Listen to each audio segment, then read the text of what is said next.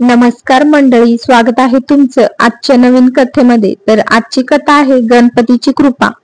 श्रावण महिना होता। पावसाच्या थेंबांनी सगळं गाव हिरवगार झालं होतं। आज मंगळवार आणि तोही मंगळी चतुर्थीचा। गावातील लोकांनी सकाळपासूनच गणपतीच्या मंदिरात रांगा लावल्या होत्या। त्या गर्दीत एक साधी गरीब विधवा बाई होती। सुशील हातात 2 फुलं, थोडा गुळ, नारळ घेऊन उभी होती। तिच्याकडे मोठी पूजा नव्हती, सोन्याची मूर्ती नव्हती, पण मनात तयार होती श्रद्धा।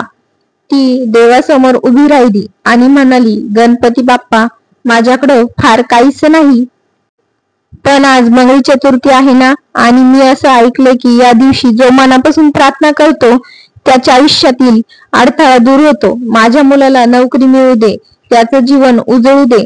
मंदिरातली लोक तिला हसत होती। अगं, एवढ्याशा फुलांनी आणि नारळांनी देव नोकरी देईल का तुला? पण सुशीला न डगमगता पूजा करून घरी गेली आणि जणू गणपतीने तिचंच ऐकलं। त्याच आठवड्यात तिच्या मुलाला मोठ्या शहरात चांगली नोकरी मिळाली। फक्त नोकरीच नाही, तर त्यांनी आईसाठी गावात छोटं पण सुंदर घर घेतलं।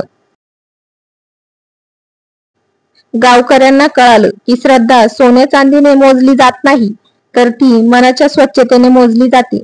आजही त्या गावातले लोक म्हणतात, मंगळी चतुर्थीला जो मनापासून गणपतीला हाक मारतो ना, त्याच्या आयुष्यातील संकट दूर होतात आणि नशीब उजळून निघतं।